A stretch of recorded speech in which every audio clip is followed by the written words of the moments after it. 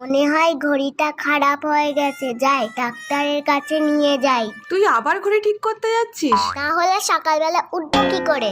কতই যে উঠিস, বরং পাড়ার লোকেদের ঘুমের 12টা বাজিয়ে দিস। এটা তো তোমাদের ঘুমের দোষ, তা আমি কি করব? শুধু শুধু আমার ঘড়ির দোষ দেবে। না না, আমি তোমার ঘড়ি ঠিক করে আমি আমার নিজের ঘুম নষ্ট করতে চাই না। কি বলো দাদু, তুমি না ঘড়ি ঠিক করলে আমি সকালবেলা উঠবো কি করে? প্লিজ দাদু ঠিক করে দাও।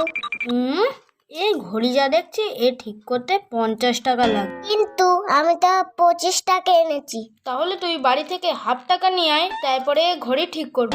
তাহলে এক কাজ করো, হাফ টাকা দিয়ে হাফ সারাই করে দাও।